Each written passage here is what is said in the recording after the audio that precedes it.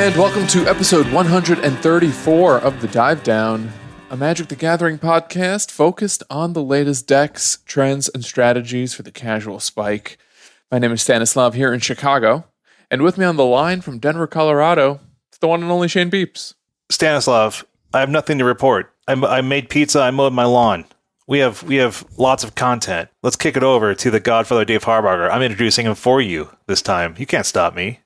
What's up, Godfather? I didn't get to do my interruption thing. Good. We're moving so fast. We don't have time for interruptions. Why not? We only have time for packing boxes because you're moving, my friend. Well, that's all right. Nobody cares about that. This week's episode is going to be a spicy one. Is that right, Stan? Oh, man. I think, maybe. Yeah, it's covered in saffron, allspice berries, just some cracked black pepper. Harissa. Yeah. Ras Al Hanu. Chipotle peppers. Mm-hmm. On this week's episode, we're asking one of the most difficult questions facing modern players today. What if we banned some cards? Like, what would happen if cards that are currently allowed in play are just suddenly revoked, taken away from us? Not allowed. What would happen then? What would you do? What would any of us do? What would Shane do? That's what we're talking about today. What would Shane do? I'll tell you what, I got a lot of takes on this. What would I do? To be clear, we're talking about what we think the next 5 cards to be banned will be, right? Well, hold on. That's the specific topic of the episode, yes. I don't remember being asked what I thought would be banned. We asked the nation what would be banned. What should be banned. Okay. Well, get ready for us to decide if these cards are guilty or innocent this week on the People's Dive Down. Yeah, I mean, we'll talk a little bit more about what we actually did in the dive down section. What are we doing before that, Stan? We're also going to kick off the show with a breakdown of a little magic math made possible by one of our patrons as well, who explored the impact of Tasha's hideous laughter on modern. That is hideous laughter. Yeah. We'll name check again later, but thank you, Stefan. Our buddy Remy made a nice video about Tasha's hideous laughter, and it was funny, as 98% of his videos are, if not 99. Wow, Shane, a tough critic. But first, some housekeeping. Shout out to the newest patrons to join the Dive Down Nation, Devin R., and the return of Matt M. Welcome back. Welcome back, Matt M. Matt M., one of the few patrons that we have met in person because we met him at a Grand Prix before the world became what it is now. Here's hoping we get to do that again sometime in the not too distant future, maybe. Keep your fingers crossed. And while I have you here, if you want to have live magic again, get vaccinated. If you're out there and you haven't gotten vaccinated, get vaccinated. I'm not tired of dancing around this, people. Go get vaccinated. If you're eligible for a vaccine and you haven't got one yet, do it. Mm-hmm. Don't email me. Just go get vaccinated. What if we need more information, Dave? There are plenty of resources. Stan, do you know a website? I know a lot of websites. That's what your wife told me. Wow. What did that? She does often talk about the tools of the internet, which I'm a master of. Well, she talks about the websites that you go to, and she's like, is this one problematic? And I'm like, no, it's fine. She's like, is this one problematic? I'm like, no, he's a good boy. Don't worry about it. God. All right. Thank you, Matt. Thank you, Devin. Also, thank you to the other patrons who went up a tier in the last week. Aaron C., Sean D., Dan B., and Purple P. Those are all real names. The plattest purple. Yeah, we are creeping up towards this deck box stretch goal, and let me tell you what, we're pulling up the potential invoices where we're talking to the deck box manufacturers. We're looking at what this is going to cost to make. We've been saving up for this. Don't worry, we don't have to do any kind of fundraising on it. We are here for you. We've got this covered. But yeah, once we get up to $500 and maybe stay there for more than 5 minutes before everyone lowers their contributions, we'll de-stretch it. But we're looking forward to that. I've been wanting to dive down deck box for, I don't know, since we started this thing. Mm-hmm. Mm-hmm. Mm-hmm. So yeah, if you want to get us there, you want to put us over the $500 line, if you just want to help keep us going, if you want to join the Dive Down Nation, head on over to patreon.com/thedivedown. And as much as $1 a week, you get to join the super secret Slack server, get to join the Dive Down Nation, become a citizen. I'll stamp your passport and get you in that Slack. The best place, the only place that I talk about Magic. And honestly, like I was thinking about this week. I was talking to a buddy, and you know how sometimes you join a Discord and it's like last post was like 3 days ago, and you're like, well, that's kind of a bummer. Like, do I have to kick off this conversation? That is never the case. In the Divetown Nation, there is always something going on in one channel or another. And there's a lot of conversation, a lot of good people, and that's one of the reasons I love it. So yeah, if you want to join that community, I have again started sending swag out. I work 30 seconds from a post office. I walk, it's more like 3 minutes. I walk over there. I drop off packages, and I will continue doing this, until everyone has their stuff. I know we are behind a little bit, and by that I mean I am behind, and for that I apologize. I'm even sending ones to those people in other countries that I've been delaying. I've been like, I don't want to fill out this customs form to Norway. Odin, again. But anyway, patreon.com/divedown. Yeah, in particular, we're waiting for a delivery of stickers. Yeah, we ran out of stickers. They should be here by the time this episode airs, but we're working on it. Isn't this show live on Twitch? I mean, technically. It is live on Twitch, but then people listen to it a couple days later, not live and not on Twitch. It's a strange media landscape that we're in right now. If you'd like to support the Dive Down while playing Magic, you can sign up for Mana Traders and rent Magic Online cards. Use coupon code TheDiveDown2021 and get 15% off your first 2 months of renting Magic Online cards. Thank you again to everyone who's been using our coupon code the last few months. We see you. We appreciate it. And I hope you're having as much fun as we are. Oh, yeah, I love it. Last thing, get vaccinated. Man, I like this push, Dave. I like it. If you need help finding a vaccine, go to vaccines.gov and find a place near you that you're eligible. Right on. You can just walk into most pharmacies now, I think, and ask for it. In Chicago, you certainly can. I'm not sure how that is nationally, but yes. All right, now let's move over to the news desk. Shane, you've been breaking down some numbers that someone else broke down first. Yeah. So what I'm going to do this week in the breakdown is highlight some awesome work by one of the citizens of the nation, Stefan. Is this the Stefan or the Stefan? I think it's Stefan is how I would say it, but okay. I can chat him and ask right now. He might be in the chat. Is someone looking at the chat? Stefan. I'm watching the chat. I haven't seen him yet. Steph. Yeah. So I'm just basically going to be summarizing what this citizen of the nation post worked up, because we got a lot of cards to talk about in the dive down. Thought it'd be cool to kind of highlight this, and what they did is a statistical analysis of the new mill powerhouse, Tasha's Hideous Laughter. But why? Is this card? Is this happening for real? Like, is this? Oh, this is a thing. Is this card happening? Yeah, people are afraid of this card. Okay. I think the big reason people are afraid of it is, one, Mill got that card in Modern Horizons 2. They got like Fractured Sanity, and they got this in quick succession. And along with all of the cool Dimir cards that they have access to, and the 8 crabs and whatnot, Mill is no longer a joke. It hasn't been a joke probably for a little while, but these newer cards are pushing it over the edge. And Tasha's Hideous Laughter gets around some of the hate that people typically run. Can I read this card in case people don't have that's probably a smart idea. Actual text right on front in the right there. Tasha's Hideous Laughter, 1 generic blue. For a sorcery, it is a rare in the Dungeons & Dragons set. And it says each opponent exiles cards from the top of their library until that player has exiled cards with a total mana value 20 or more. Mm-hmm. Okay. Cool.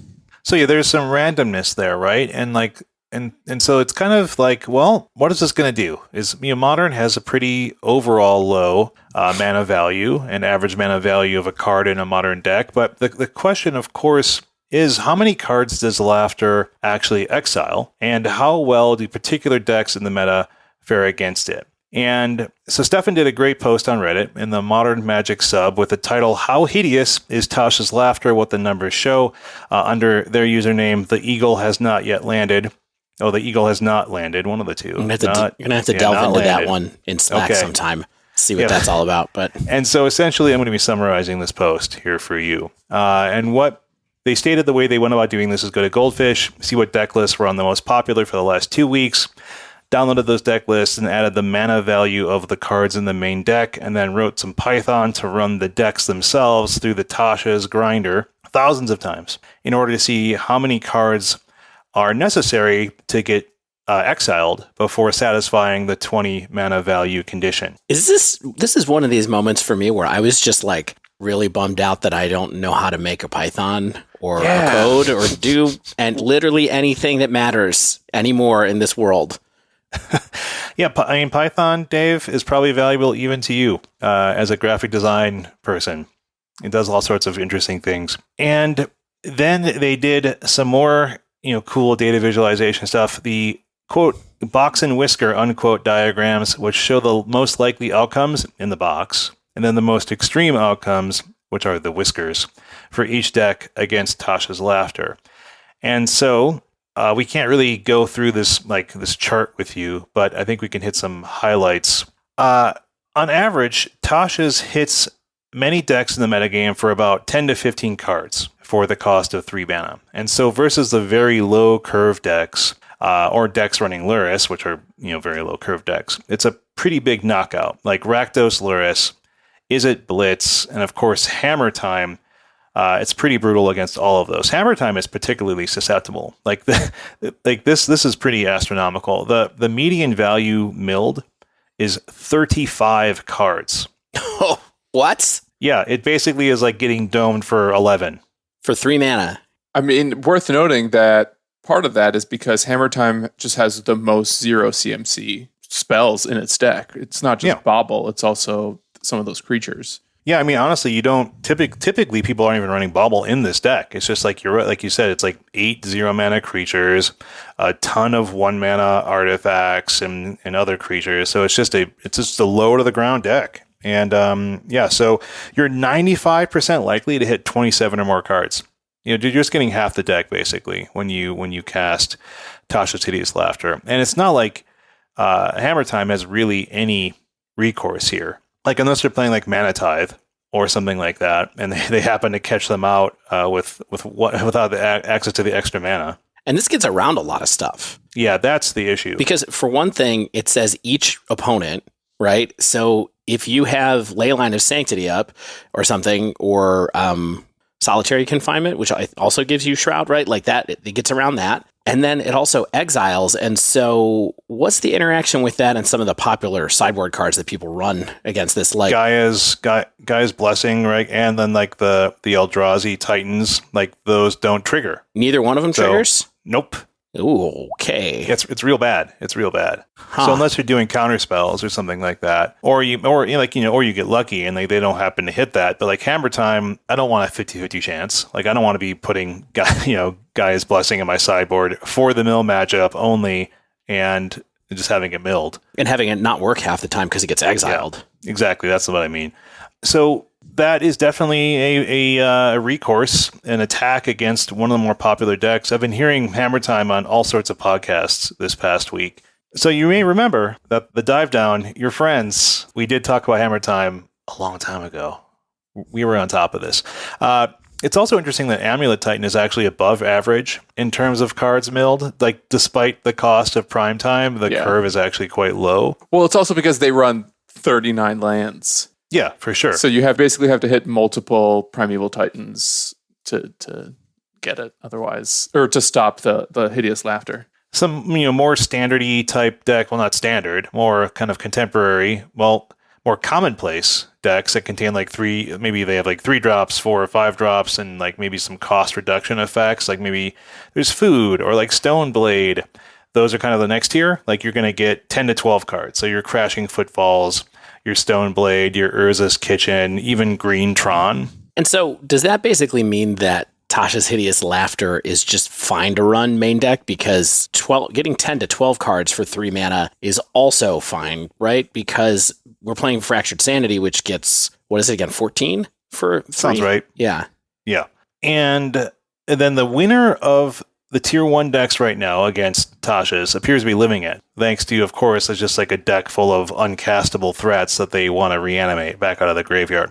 So, we thought this was just a cool, article, some good work by Stefan, and it shows us just how scared we should be of Tasha's Hideous Laughter. It's definitely a threat to one of like these true tier 1 decks in Hammer Time, and of course any deck running Lurrus it's going to be really good against. And that might be able to keep those decks in check a bit. as people have been picking up Mill, I believe. And, it's like Dave said, it's got these staples like Archive Trap and the new edition like Fractured Sanity from Modern Horizons 2. Mill really can exhaust a library with just a few resolved spells. And that's kind of an interesting change. And I think what this deck is trying to do. Like, it doesn't really even run what's the Dimir one that like exiles 10, like Mill's 10 cards. Glimpse of the Unthinkable. Mm-hmm. That's it. Like, it doesn't even seem to run that card anymore. Like, it's sort of like a counter spell, Drown on the Lock, crab deck that's just trying to resolve a few big spells, just a few haymakers, and then of course like the incidental mill off of the orbs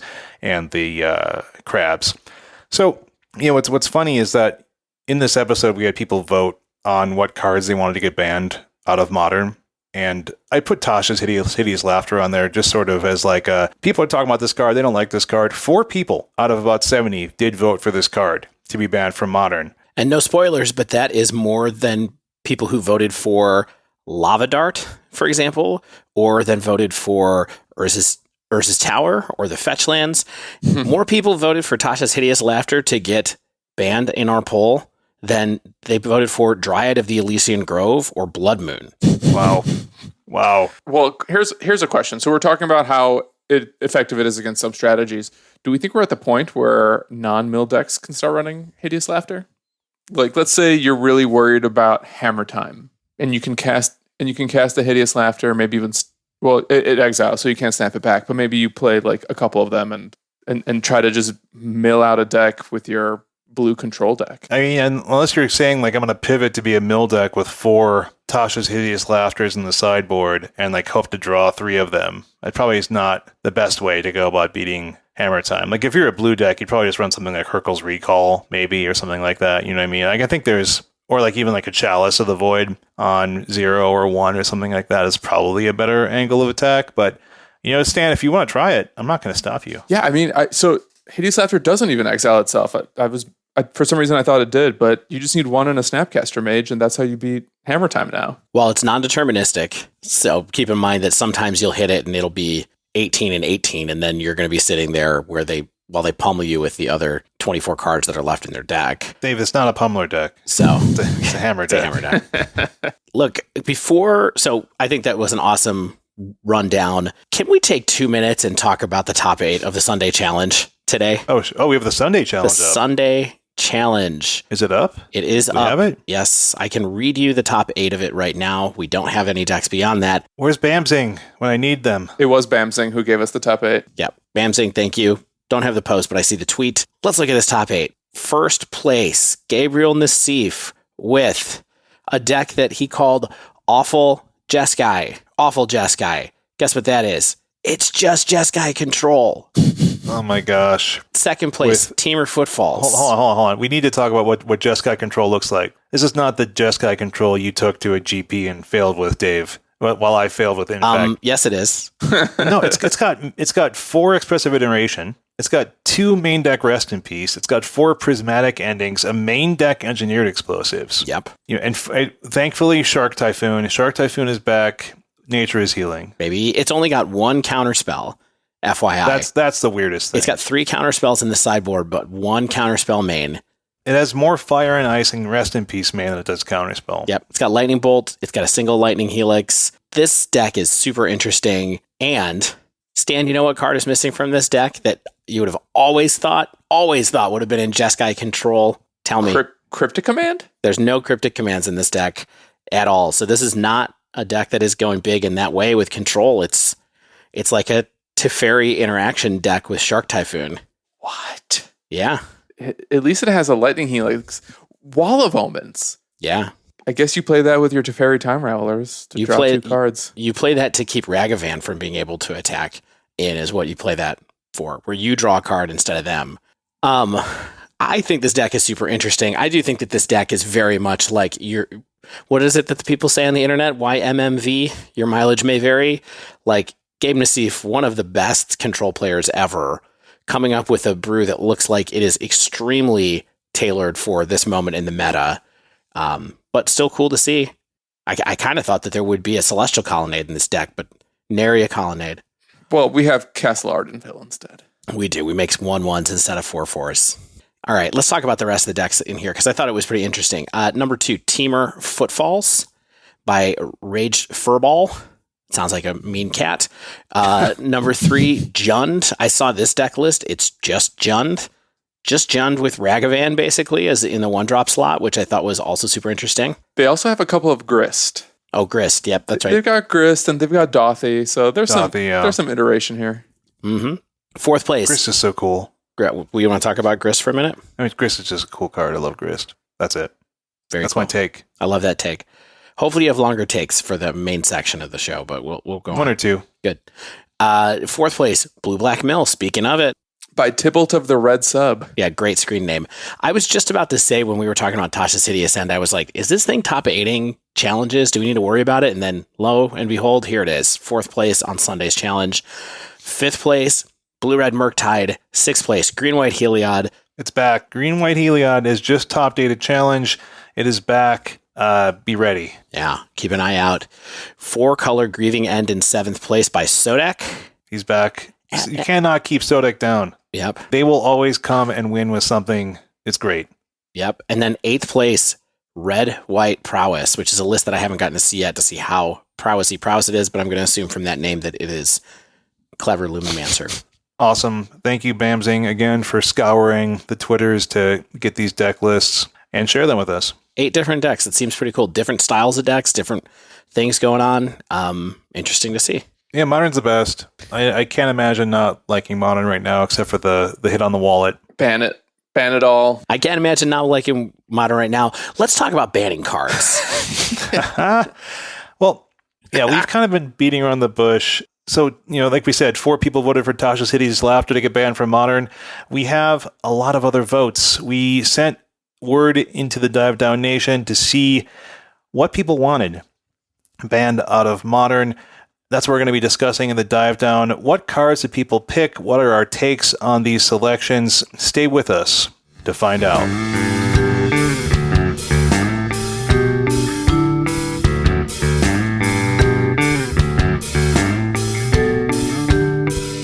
All right, we're back. Okay, we're finally doing it. All right.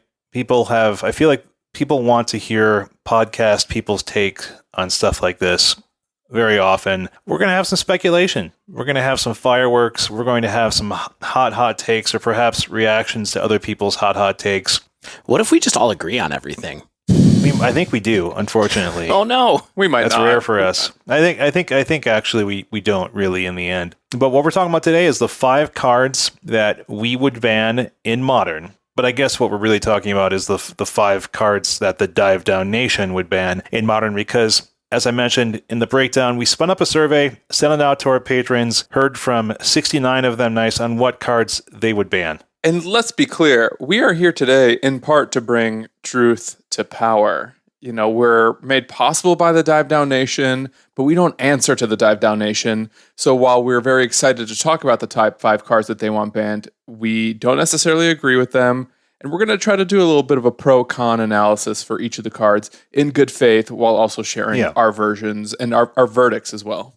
Yeah, are these cards really ban-worthy? And like Stan mentioned, let's give the case for and against those and give our final judgment on each one. And I think this is going to take longer than I anticipate. So let's just start this off. The number 1 card. We're going to start at the top too. We're not going to hold it. We're going to start with the one that got the most votes, right? Yeah, let's just start at the top because I feel like this card has the most conversation around it in my opinion. I think we could talk about this the most, and I don't want to be rushing at this. Yeah, so it's Reeve Soul, 1 in a black sorcery. Dan, what is with you and Reeve Soul? I just think it's a really good removal spell. You know what? It was incredible I believe in Magic Origins Limited. Draft. Yeah. Weird. A 1 in the black removal spell? Good and limited, huh? Yeah, that was one of the highest limited formats I ever got my ranking on Moto, actually. It was all thanks to Reeve Soul. It was 1560. Good days. Dave, that's below average. Just kidding. Okay. Well, it's actually Lurrus of the Dream Den. Okay. It's first up. I hate to type this card because Google Docs always wants to correct it to lupus. And according to the Nation, this is the most disliked and most ban-worthy card in Modern. 28 votes? Is that correct? I believe. That's what our charts say. 20 out of 69. So Lurrus, of course, broke the format in half when it was first printed in mid-April of 2020. So originally, if you were not playing Modern then, companions were cast out from outside the game for their mana cost. So like this was a 3 mana value graveyard recursion engine with, so it was just a no-brainer. That couldn't be thought seized. It was just a no-brainer. It was everything. It was in everything. And it was these companions were so good that 6 weeks later, about WotC made this rules change. You had to pay 3 generic mana to move it from the companion zone into your hands. Then you could cast it as normal. But what's mildly surprising, perhaps, is that the power and popularity of Lurrus has been retained in Modern even after this additional cost. Is it surprising? No. Is it? I mean, the other ones got less popular, but this one does so many things. Yeah. So we'll talk about those things. 41% of all respondents had Lurrus on their list, and I think we would as well, but I don't want to spoil our final verdicts. So, like we mentioned, let's start with the case for banning Lurrus in Modern, and I want to hear your all take on this first. Let's start thinking of some of the reasons that we would ban Lurrus of the Dream Den, the Nightmare Cat, out of Modern.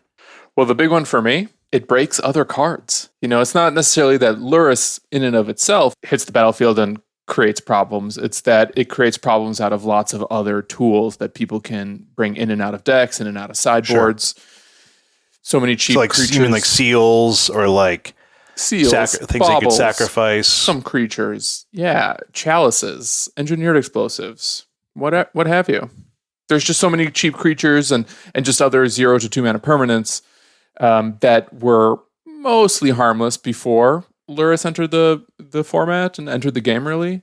And then the introduction of this one creature now powers up so many other cards that not only is she warping decks, but really the entire format's previous power level is shifted. Remember when we talked about, I think we talked about Snapcaster Mage long ago episode, and I think it was during our Blue-White Control, or maybe like our Mystic Sanctuary ep, where it's just kind of like you get selection out of your graveyard, and that's really valuable. Like you get to sort of use the cards out of your graveyard again, and you get to target them. And like Lurrus does a lot of the same things, right? Where it's like you resolve Lurrus, and then you get to rebuy a card of your choice out of your graveyard, and you don't even target it. Like as soon as Lurrus hits the battlefield, there's no ETB. You know what I mean? Like when Lurrus is on the battlefield, you get to cast it out of the graveyard, and your opponent has no ability to like respond to that. They can respond to the cast, but after that, if they have nothing to do on the cast, you're going to town.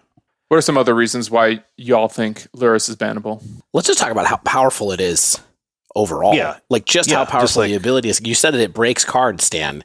Let's talk about the stuff that you get from being able to break cards with Lurrus, right?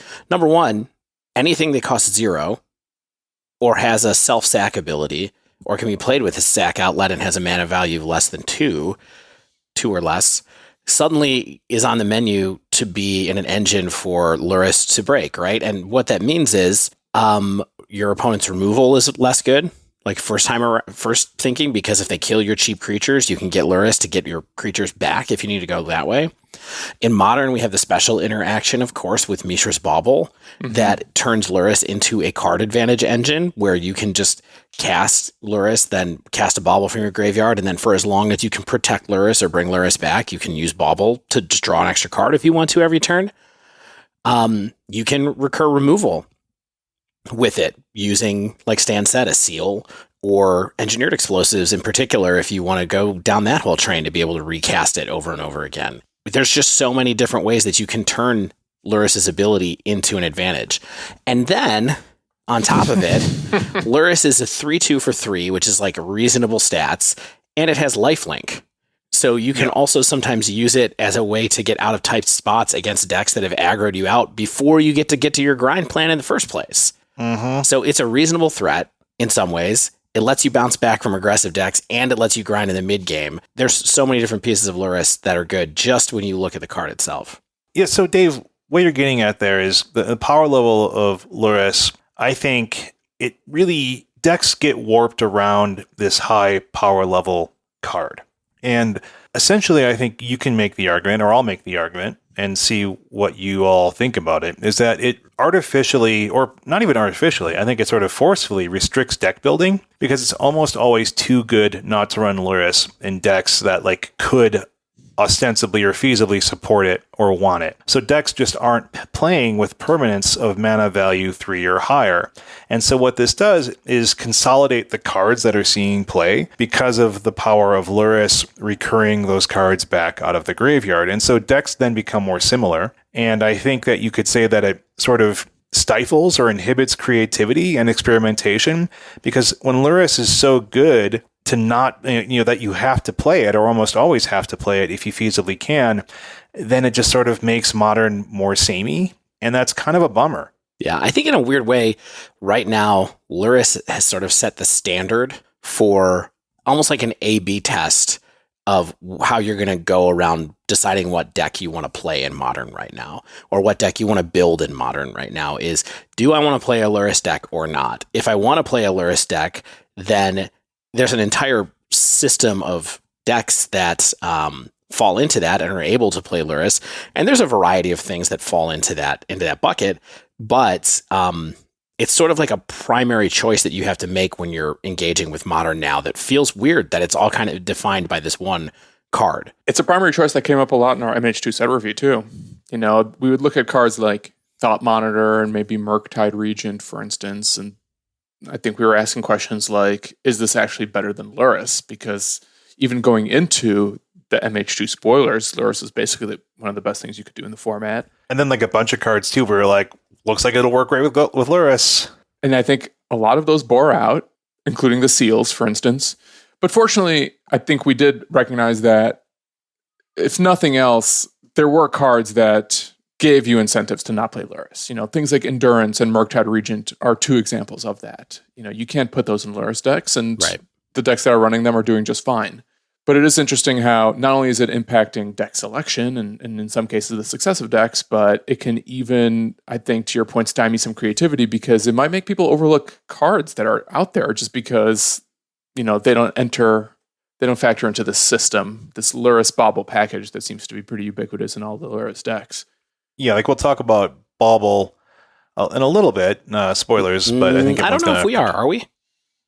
No, we're not. Maybe we can sneak it in there.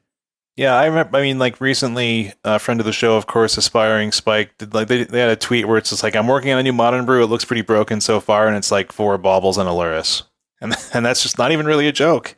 That's how you want to start almost any deck that you can, if you can feasibly do it. Yeah, I mean, I think it's a primary filter for how you engage with the format, right? Lurrus, yes, no, is question number 2 on the list of when you're selecting what deck you want to play. Has that existed before? With things like Thoughtseize or Lightning Bolt or Faithless Looting in the past? Like, weren't there certain classes of cards that would maybe inform how you wanted to enter the format week to week? It's an interesting question. I feel like Faithless Looting might be the closest to that, although it's still different because Faithless Looting defines a large portion of your deck, but it doesn't define your whole deck, Well, and I think Lurrus defines a deck in a different way, right? Like a Faithless Looting deck is almost certainly trying to get advantage out of its graveyard, whereas Lurrus is just saying, can I make a good enough deck with 2 CMC or less, 2 mana value or less permanents, because at some point I can get those permanents back with Lurrus. And that's like a very different way to like define a deck, where it's like you'll see Lurrus in Burn and you'll see Lurrus in Hammer Time, or like or a Rakdos style deck, and the value that Lurrus is providing to each of those decks is very similar, but the cards that are in those packages are very different. Well, yeah, and the truth is, the opportunity cost for playing Lurrus is not that high. It's not high at all.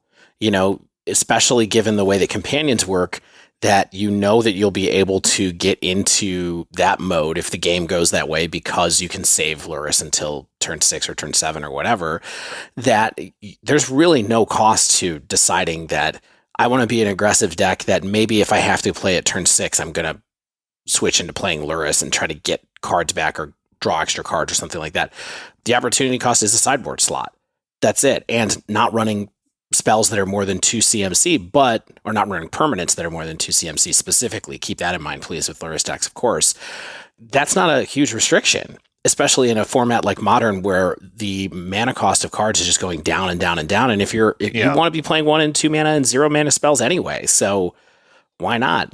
Yeah, and then the way the format has evolved with Horizons and other sets is like one of the reasons I think you can look at a deck like Hammer Time and say, well, how did Hammer Time go from a pretty good, kind of maybe a combo kill deck into this grindy, potentially long game deck along with quick kills? Is that one, you have Urza Saga to assist in grinding, and then 2, you have Lurrus to assist in grinding. Because like Dave said, just because it's 3 mana to put in your hand and 3 mana to go to the battlefield, you're fine getting to that spot with Lurrus, because then you start getting individual cards that you need back out of your graveyard. Do you need that hammer?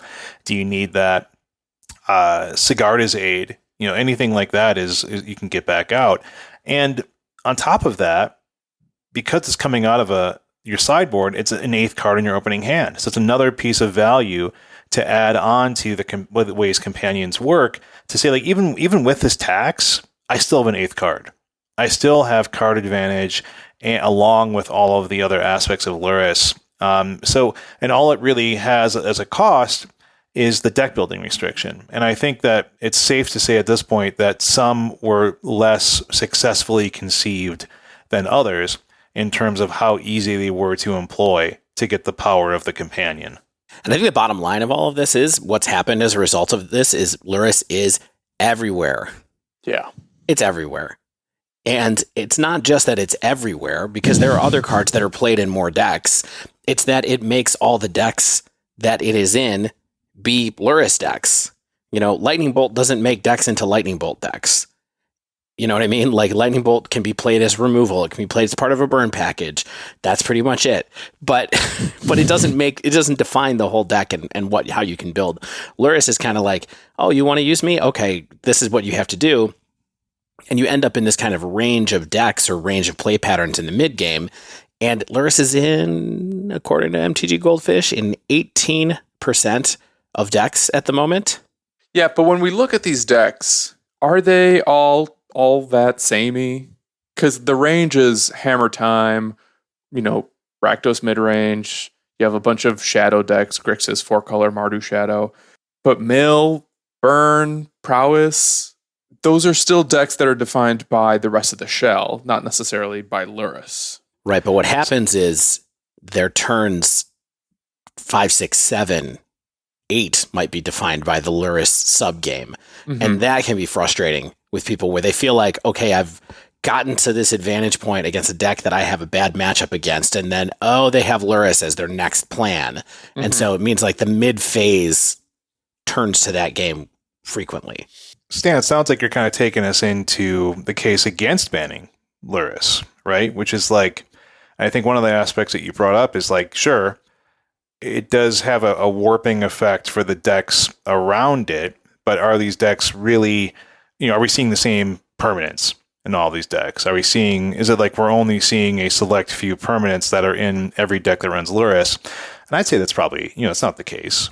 And I think like this warping effect could potentially be seen as a weakness of Lurrus, because like, we talked about all the benefits of Lurrus and how it makes decks want to run 2 mana value permanents or less, but like maybe that's so tempting that people are ignoring stuff that they should be playing. Like maybe they're actually misbuilding their decks in the end. They're leaving out these powerful 3 mana value threats. Like let's say Nettle Cyst or Nettle whatever it is, that new living weapon that is basically a walking cranial planing. A Nettle Cyst. Yeah, like maybe Hammer should run that. Mm-hmm. Maybe. Probably not, because you could run Lurrus. But like, there's a lot of decks that make a decision like that, right? Where it's like, should I be playing Liliana of the Veil? Or should I be playing like Lurrus Jund? For all of the supposed payoff of Lurrus still is slower to get at times, right? Or it's like, am I going to make the long game? Does Burn need to be running Lurrus? Like, was it better for Burn to have a 15th sideboard card type thing rather than have Lurrus? Yeah, but I mean, this is a great point. all of this, I'm this just, list I'm of, just, I'm just trying to do the cons, man. Totally. And I'm going to go through this list of cons that we have assembled 3 of Magic's finest thinking, talking brains. Not really. Yeah. Have assembled. The list that we've assembled for why Lurrus is okay to stay legal is what Shane just talked about, which is fair, that it takes up a sideboard slot, that the nerf made it slower, and that's better. It makes you a little soft to graveyard hate. It's easy to kill, and it's just a one of. I hate to tell you all, in my opinion, these are just corner cases where Lurrus is less than amazing. Yeah. These are not reasons that Lurrus is okay to not ban. You know what I mean? Yeah.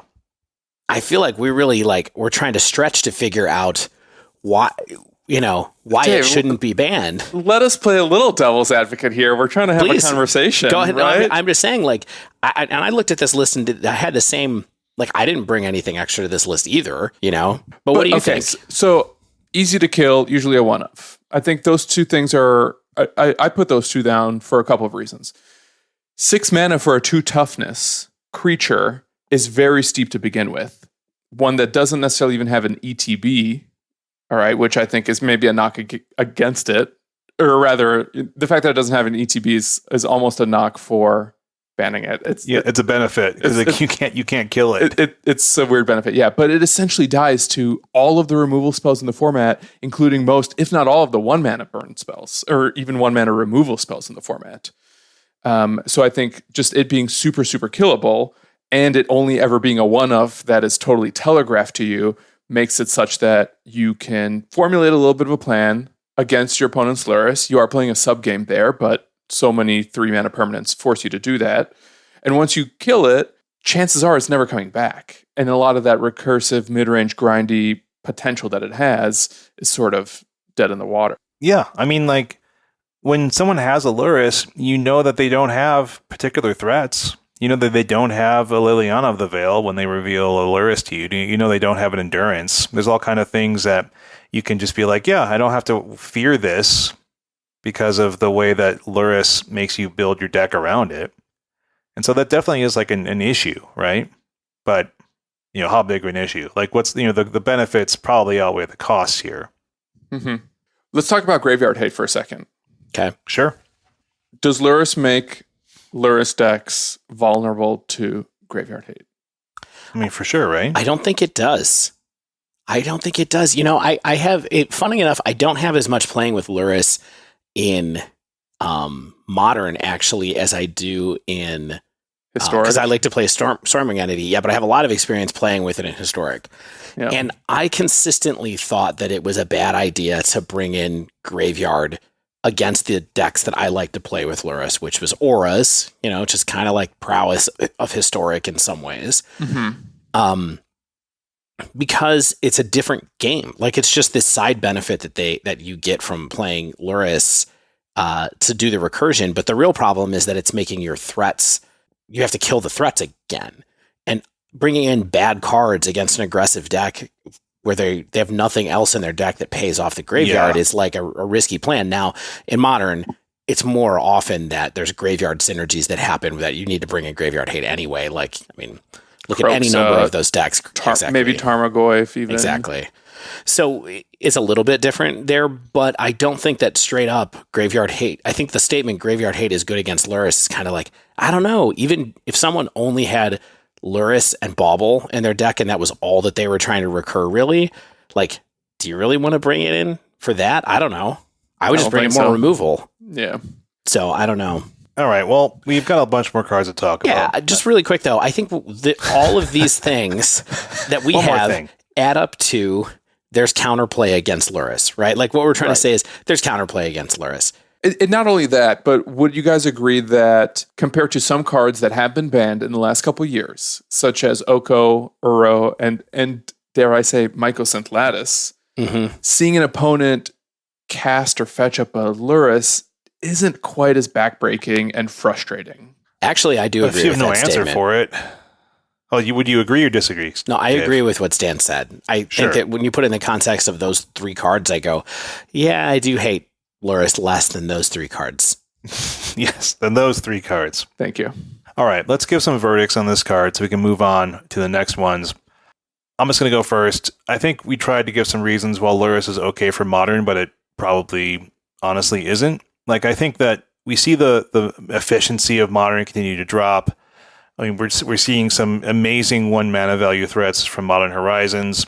More and more cards get added to the format, and this Nightmare Cat becomes more nightmarish. And I think my biggest gripe with Lurrus is that it's just always sort of like lurking out there. It's just always there. It's always doing the same tactic, and I find that tactic to ultimately be a little boring in the end. Like, this card is just super powerful. The game is warped around it in some fashion, and I think that it's a net loss to the format to have it in it, and I think it's time to be banned. I do agree with the listeners. I will say that I also agree with the listeners, and mostly agree with everything that Shane said. I worry about the fact that it's always going to be around, and that it's such a strong force of gravity within the format. It's like Jupiter in the solar system, like every comet's got to pass by it. Is that true? Science people who listen to the podcast? No, never mind. But you know what I mean? Like, it's just such a strong force within the format that I worry about everything else having to deal with it.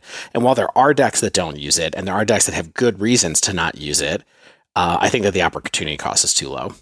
And I think it will be the next card banned in Modern. I think whenever, I don't know when it's going to happen, but I think it will be the next one, is my guess.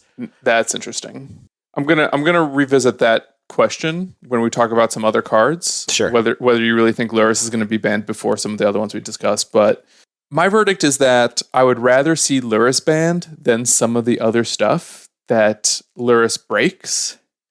But I do think that Lurrus is kind of fun. It's led to some fun decks that make previously essentially unplayable cards kind of worthwhile to play, like stuff like Seal of Removal, Seal of Fire, Seal of Primordium, really the seals, but even some spell bombs too. I think it's neat that those cards were elevated thanks to Lurrus. I think it's less neat that something like Mishra's Bauble, which has been around forever, is now a huge problematic card just because this one creature was introduced.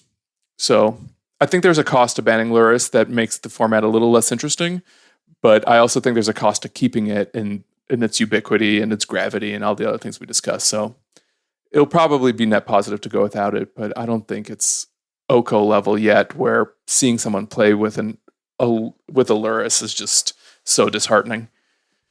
But it is Oko in the way that it ends up in weird decks when you aren't remembering. Remember when there was that person who like 5-0'd with a burn deck that just splashed blue-green for Oko, and that was it? Yeah. Mm-hmm. And it was like, oh, okay, this is where we are. Like, I do think that there's a little bit of that going on with Lurrus, but closing thoughts.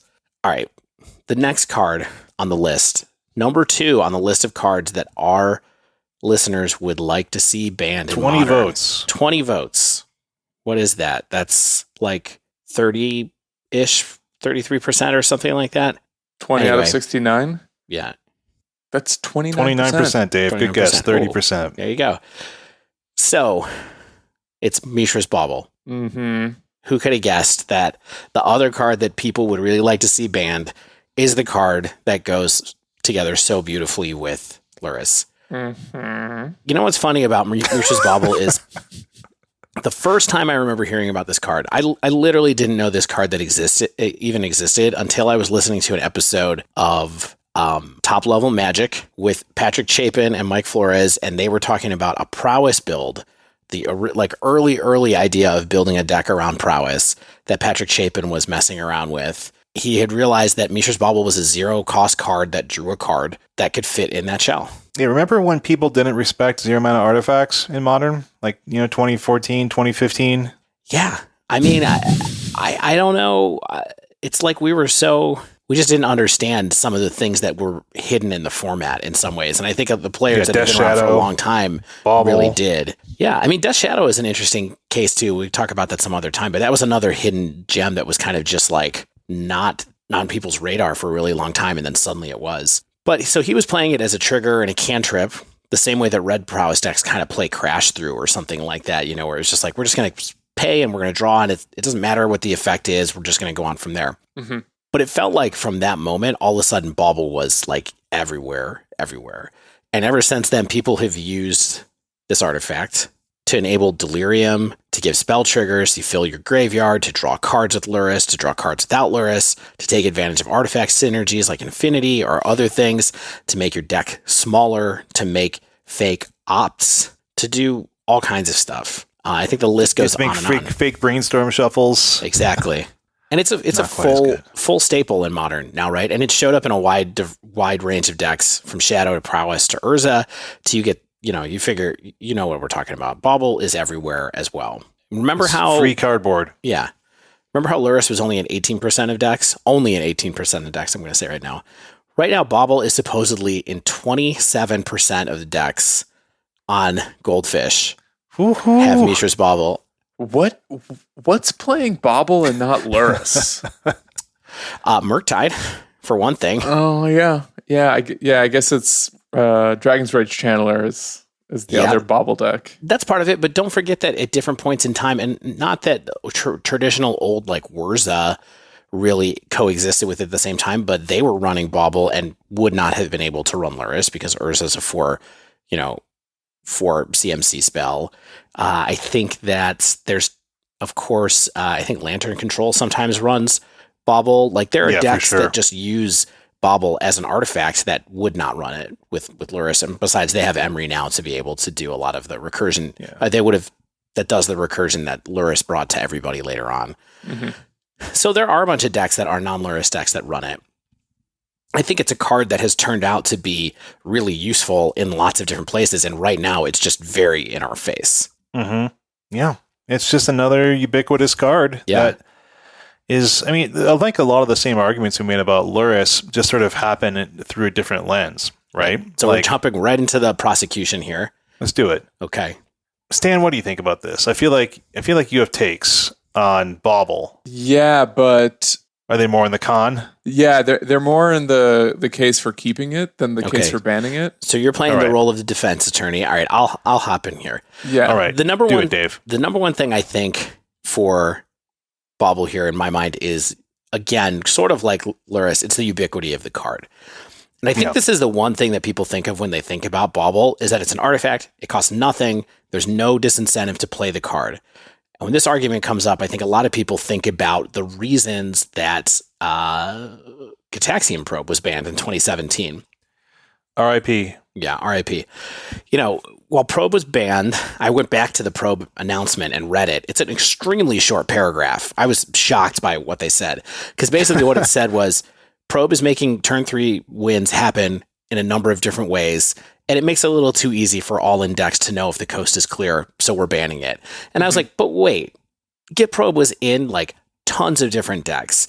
Used to take advantage of all the different pieces of Get Probe, whether it was taking a look to make sure the coast was clear for your combo, having a free spell trigger, taking advantage of the loss of life in Shadow Zoo. Storm was using it. Infect was using it. Prowess would have used it if that was quite the type of deck that it was at the time. It really didn't exist quite yet.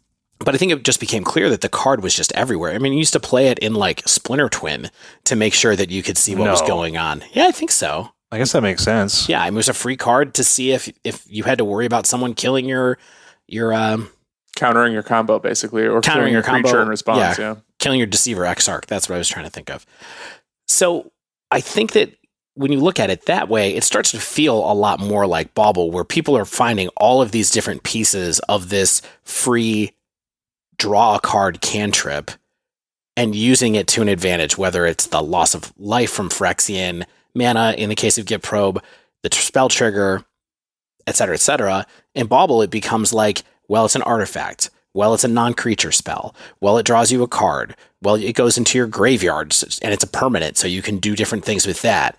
Well, et cetera, et cetera. It's an infrequently played kind of card, so you can use it to power up Delirium. I mean, you used to use it to power up Delirium in like 4-color Shadow before to make Traverse the Traverse work. Shadow decks. Yeah. So I think the big problem with all of this, of course, is the fact that it costs 0, and it can really be everywhere and lend all the little pieces of it to whatever deck needs it at no cost at all, especially to your turn.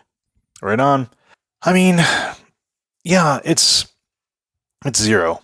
And like it's sort of like the mythical 56 card deck, right? Where it's like it's not quite. It's not literally. I think Get Probe was almost a little bit more free.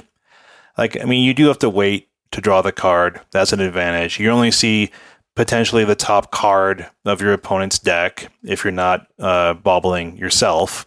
And so there are some definite benefits that Get Probe had over Mishra's Bauble. But I think what's interesting, and it's something we talked about in terms of Lurrus, but also I think you can see it here, is that it restricts the design space of modern Magic, and in a lot of ways in Magic in general, because we keep getting it sort of like this argument that like Mishra's Bauble is sort of at its floor right now.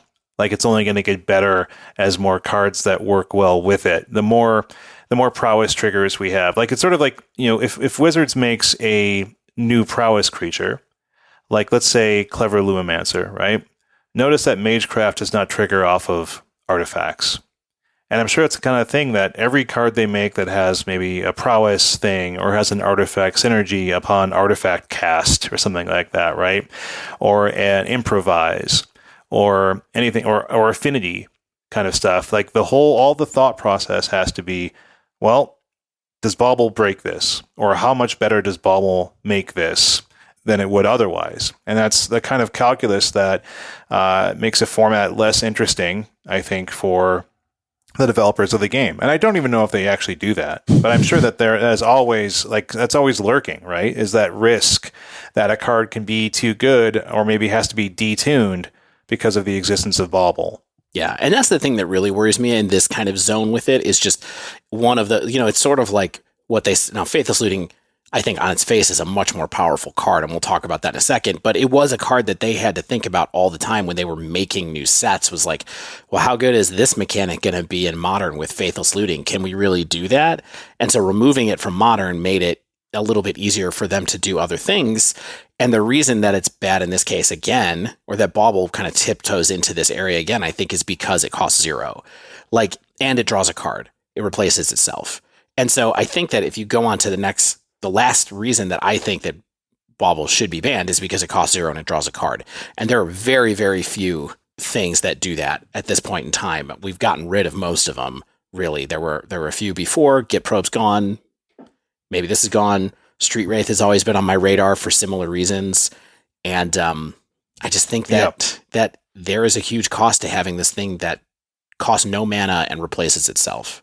Yeah, I think that's actually a good comparison, Dave. It's like I think that if we had if prowess style decks or delirium style decks weren't in vogue right now, I think that if we had done this poll a year ago, 2 years ago, like Street Wraith would definitely be on this list. Yeah, or Manamorphose, which we thought would be on this list, but actually didn't get many votes. Yeah, just like cards that do something for nothing.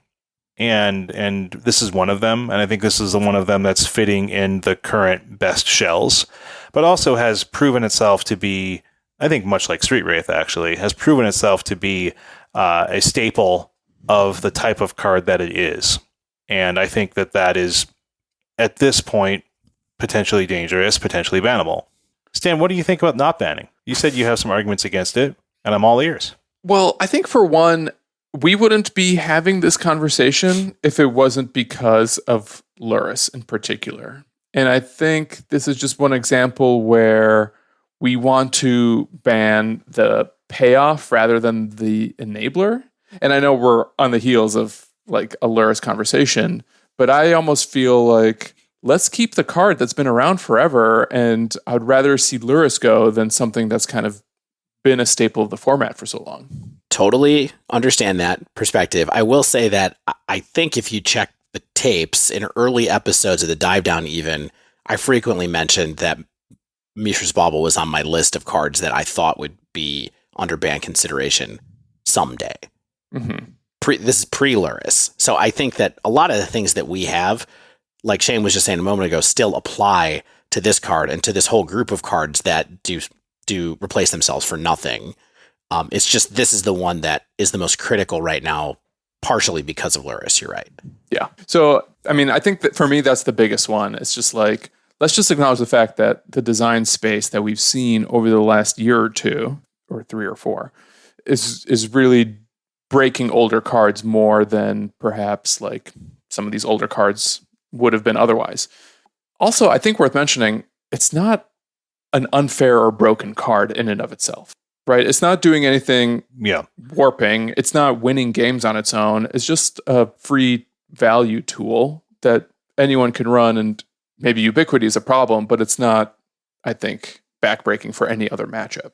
I think that what's interesting about that, Stan, is I do agree. I think that even back when it sort of was rediscovered by Chapin in like 2015-ish, when like prowess became a thing, like what Spike says applies there too. Like that was the worst it ever was in 2015, and it only got better as more cards that could take advantage of it. When the idea of improvise got printed, when Urza got printed, when other artifacts that could sort of play with it and inform artifacts energies, like that keeps popping up. And like 2015 Bauble was the worst, and 2021 Bauble is the worst that it will be.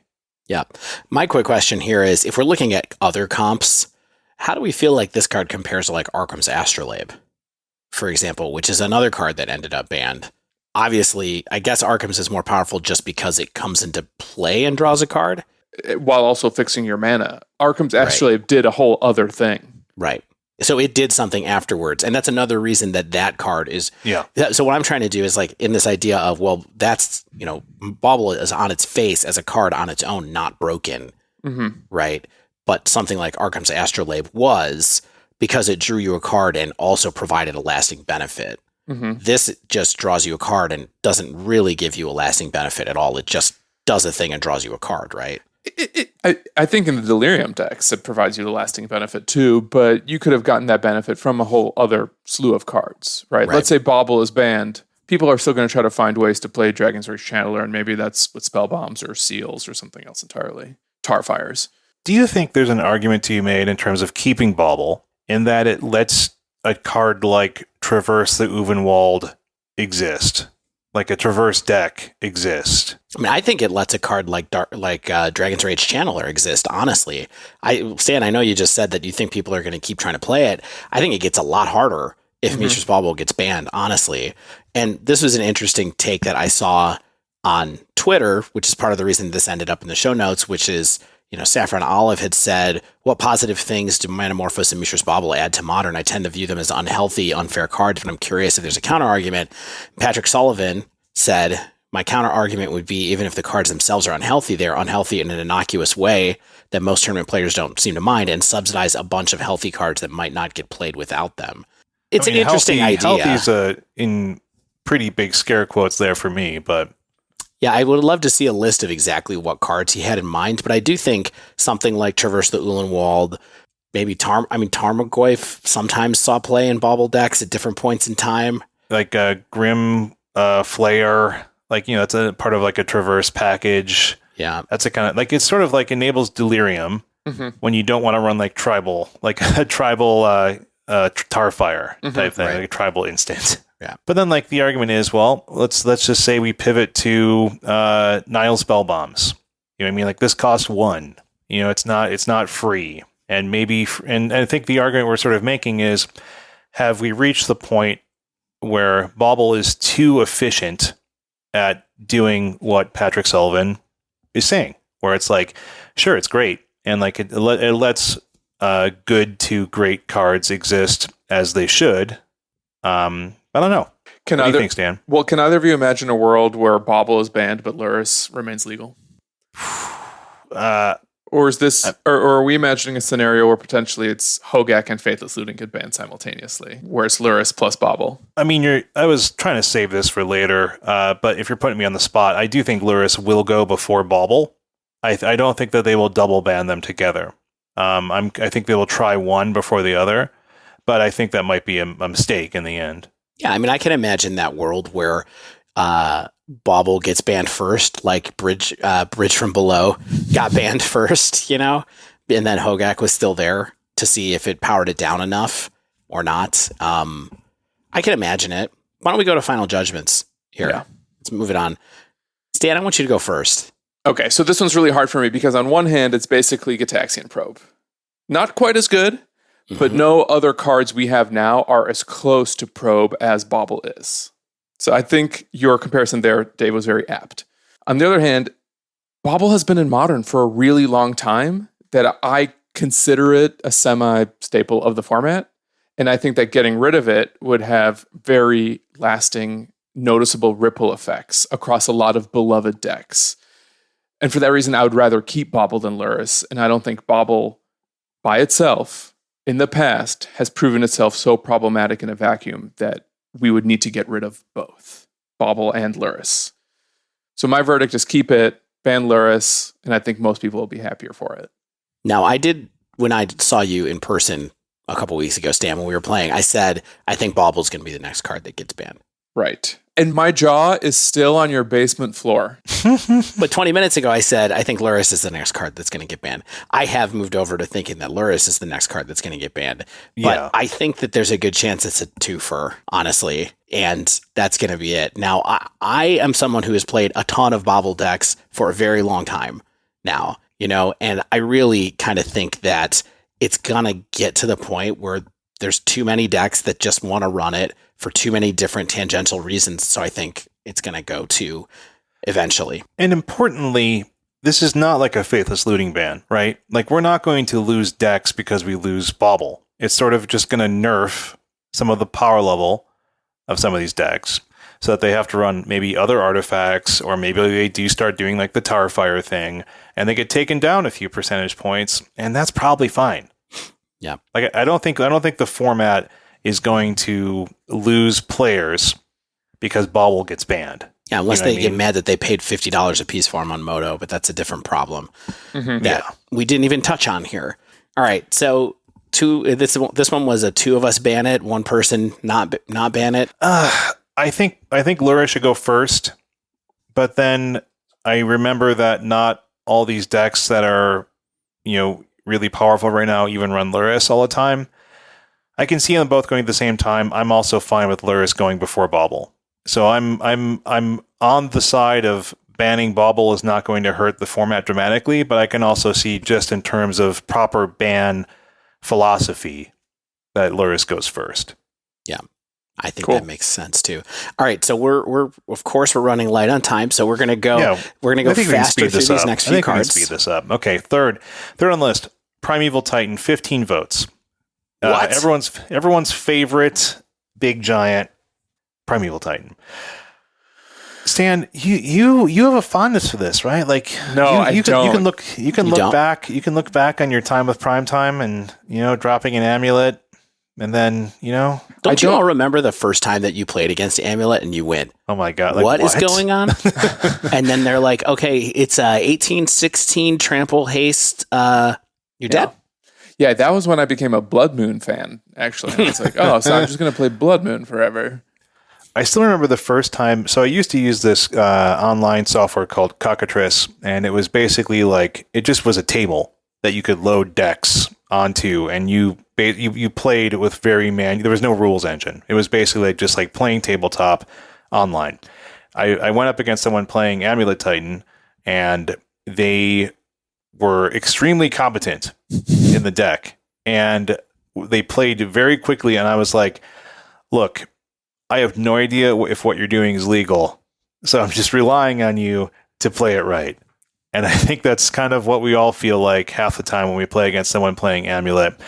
It's just like, yeah, I think I know what you're doing. And it's a casual game. I don't really want to ask you to slow down and tell me what you're doing. I'm just going to trust that we'll get there. All right. I want to lead the section of reasons for banning Amulet, because this is something, or banning Primeval Titan rather, because this is something that I feel pretty strongly about. I hate this card. And I think part of it is good. I didn't realize we were so aligned here, Stan. Oh, no, I do not like Primeval Titan. And I think for me, a big issue is that it is deceptively hard to interact with in general. Primeval Titan decks, not all, but many, can play something like Cavern of Souls to make it difficult for Control to interact with it. They can fetch around Blood Moons or play a Dryad of the Elysian Grove after a Blood Moon hits the board to basically nerf the Blood Moon effect and actually get value and colors off of their land still. Not to mention it can be very tough to kill efficiently with a single spell often, just because when it fetches additional lands, not only is it replacing itself with some cards, but it can even fetch lands that then get future Primeval Titans too, and it snowballs really profoundly.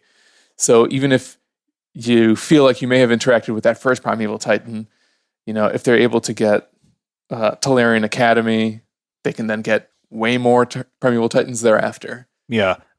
Just being able to lean on lands is kind of just the fundamental deal breaker of Titan for me in the end, right? Because lands are just a different... I mean, we see this with Urza Saga, right? Is that even though it's enchantment type and there's certain things that can hurt that, like it's just something being a land and being just something you can play onto the battlefield once every turn is good enough. But then Titan resolving, getting 2 lands that you can just tutor up, getting 2 more every time it attacks is just, it's a really challenging angle and a really ultra powerful angle. Mm-hmm. It's just sort of like the 1-card combo of Cast Titan and Resolve Titan. The biggest thing for me with this card, if we're thinking about reasons to ban it, is that it's just awful to play against from a rules perspective.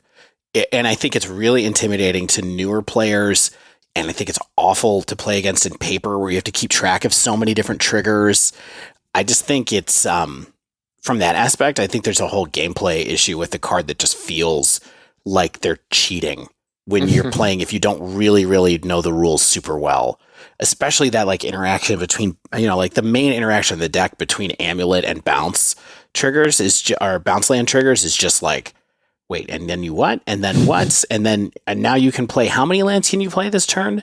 You can play 2 extra lands. Like where, like there's a lot of static effects that you have to keep track of that I think are just so gross with this deck and always makes me feel like I'm being cheated. Like kind of like what Shane mentioned at the beginning, but I think it's a pretty serious reason to consider banning a card sometimes. For sure. This is the first card that we've talked about also that has a history with ban and restricted announcements. Mm-hmm. It's already led to 1 ban with Summer Bloom in 2016. Now, yeah, and sort of like soft bans around it too, right? Like certain lands that are overpowered with it that you could make the argument were overpowered in other strategies as well. Right. Field of the Dead. Field of the Dead. Yeah. It also was pre-banned before Modern. Like don't forget that Valakut was banned at the beginning of Modern because Primetime and Valakut were in Standard together not too long before Modern started, and they got rid of it after that. Yeah, we didn't even really talk about Valakut. It's just another land that works with it, and it's one of those cards that, like, I think we've been talking about in other ultra powerful cards. Is it just gets better, right? Mm-hmm. Like there's always new good lands. There's the new cards that will work well with lands like Dryad. So it's just like it's all these cards that kind of contribute towards this lands-based package makes Titan better and better over time because of its unique effect. I think it's just kind of like that's I think a calling card of some of the cards we're talking about is that they have unique effects that have not been duplicated in other cards, and those effects are very powerful when they have all of support around them. All right, let's go on to the reasons to not ban it. Someone else is going to have to talk about this. I refuse. You refuse to talk about it? All right. I mean, I've got some too. You go ahead, Shane. Okay. I mean, I think it's a little bit false of me to say it's a 1-card combo because it does cost 6 mana and you have to build the rest of your deck and able to support it. Right? That's kind of a big thing. I mean, you can very realistically make the argument that it is weak to land hate, and there is more and more land hate out there, and Blood Moon is a tier of the format. It's always going to be around and always going to be there to check these land-based effects and land-based decks. For sure. I mean, let's also be honest. We talked about how no one was going to quit Modern if Bauble got banned. I think it's a little different for Primeval Titan, where it has legions of fans that have been around for so long. My buddy Grilled Cheese, patron of the show, has only ever played Titan decks, as far as I know. And I think it's one of those pillars of the format that has a community that if Primeval Titan gets banned, like a lot of people are just sort of without their deck and might even have to totally start from scratch. Yeah. I also don't think it's that oppressive right now. Like, it's still a good deck. Sure. Urza's Saga certainly gave it a lot of points back that it lost when it lost Field of the Dead. In some ways, it has a different strategy to making alternate threats in addition to something that searches up Amulet for it. But I still think that, like, the way that the metagame is working out right now, it feels more 1.5 than it feels 1. And so I kind of feel like banning Titan right now would be a little random. But yeah. Yeah, I mean, I think that's fair, right? But then, I mean, I'll go back to kind of the case 4, is that Titan is always up there. Like, yeah. it's, I mean, just like you could make the argument like that was the case with Green Tron for like our big mana deck. But I think that Titan has always been busted in a different way. Like the big mana aspect is also a land tutoring aspect. And it's also a 6/6 trampler that could be an 18/6 trampler or something like that. There's a lot of aspects to the Titan game that even other big mana decks don't get. Like, they don't get Dryad, they don't get Valakut, that kind of stuff. All right. Verdict time? Go for it, Dave. I want Stan to go first. He's the one who's got the real strong feelings about this one, is what I'm picking up. I mean, yeah, it's like, I'm going to wear my heart on my sleeve. It's one of my least favorite decks in Modern. And this isn't a deck that keeps anything else in check, as far as I'm aware. You know what I mean? Like, it's not this necessary evil that helps protect us from, Lurrus or combo or control. It's just kind of this own broken island that is overrun by big green giants, and the fact that it can often beat hate cards without really hampering its own plan, even though it would lead to a lot of hurt feelings from Primeval Titan fans. I don't think that the format is necessarily a better one for it. Perhaps a more diverse format with Primeval Titan, but not a healthier one. The one caveat I'll add there is, if we look at the rate at which we see hate cards for colorless big mana, stuff like Tron and E-Tron, I would rather see WotC maybe divert a little bit of attention to these other big mana green ramp Primeval Titan strategies. And I think in that situation, we might find that Primeval Titan is a bit more tenable. So ban and then unban. Okay, so you're on the ban now is fine. Yeah. I'm on the fence. Like, I do think of all the big mana decks, like, Titan is the most consistent.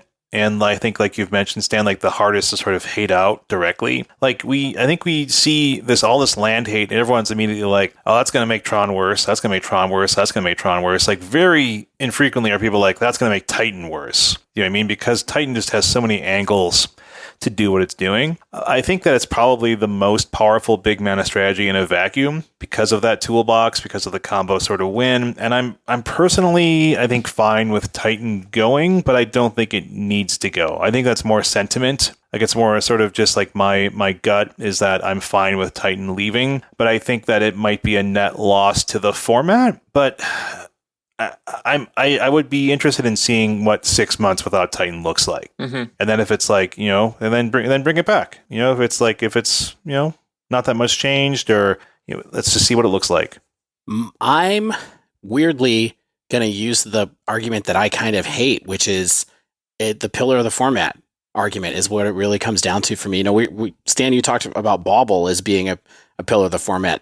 This is a real one. Right. Sure. And so I think that for me, because it doesn't feel like it's dominating right now, this would be a pass for me at the moment as well. So sorry, Stan, this card's not getting banned.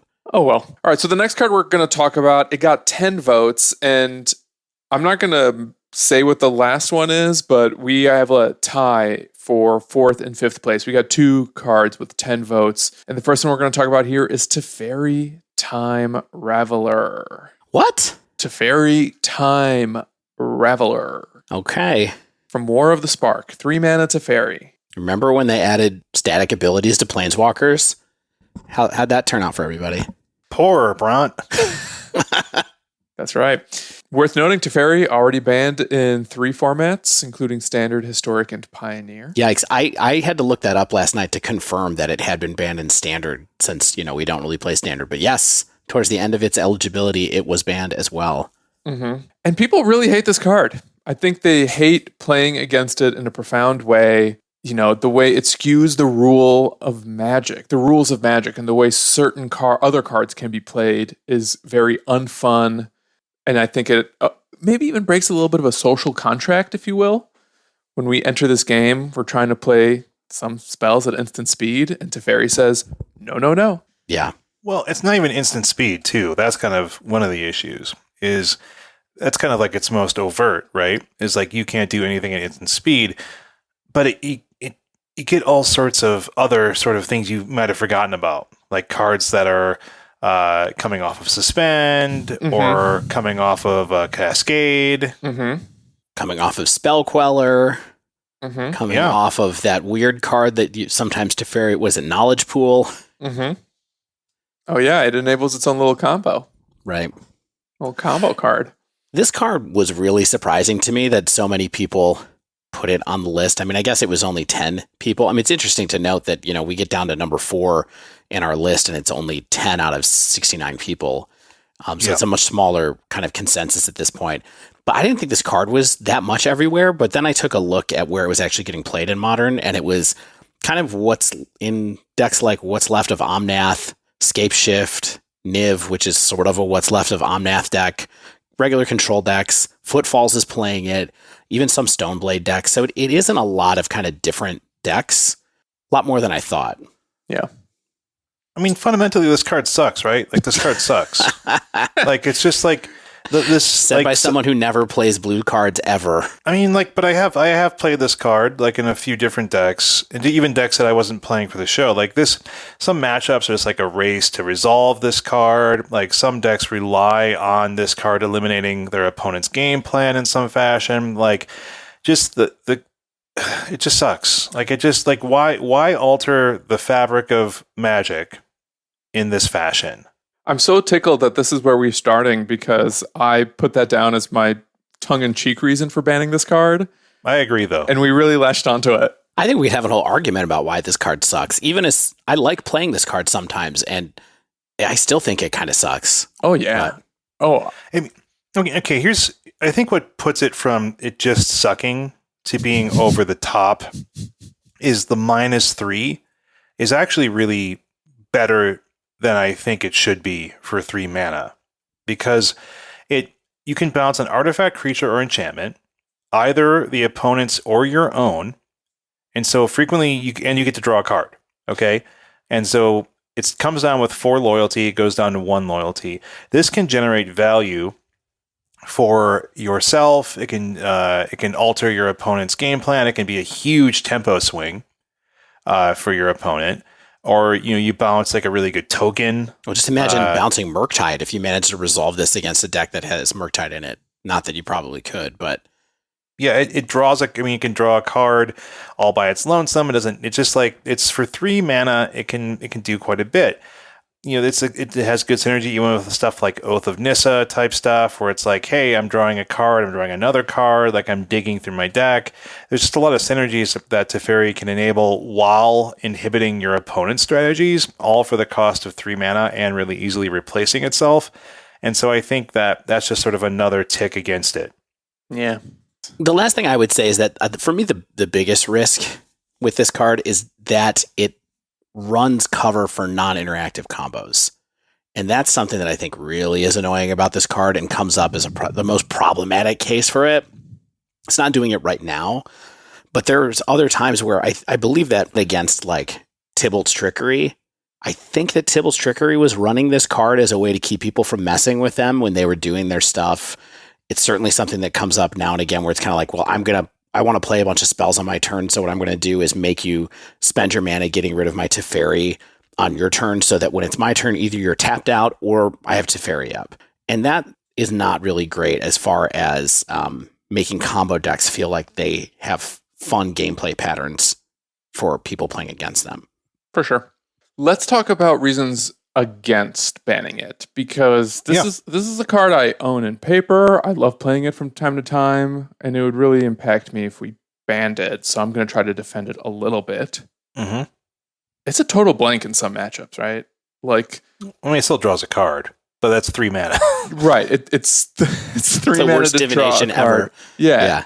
But there's other times where it's just like you play a Teferi, you draw a card, and then it sits around and you lose against like prowess, right? And they just like kill you out of nowhere. I think it's really easy to kill, honestly, is another thing that I think about this. It's pretty fragile in Modern in a way that I don't think it was in any of the other formats. Right. Yeah. It dies to Fry, Unholy Heat, a lot. Lava Dart, when they minus 3 it, you're just kind of like, okay, Lava Dart, bye. Right. Easy to kill with a it swing off of a of the creature. minus. Mm-hmm. Yeah. But they still generated value is kind of the thing. Like even with that, like you still got a card, you probably got a tempo swing. There was some benefit gained off of that. I mean, for 3 mana, you should in Modern for sure. I mean, one thing that I do like about Teferi is that it can check some of those broken strategies. We talked about Cascade. We talked about Suspend. I think the static there does act as like a shield in some ways against those strategies. Like we, of course, we see tons of Cascade shenanigans going on right now. So Teferi does help against those. Yeah, I mean, I mentioned that we have good removal that works against Teferi in Modern.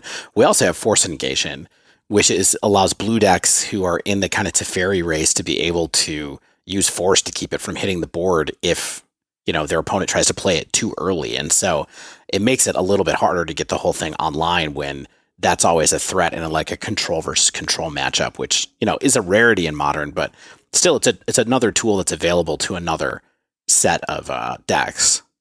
A lot of the fair decks that play it too, which is where usually sees play, I think also are sometimes potentially wrong to cast it.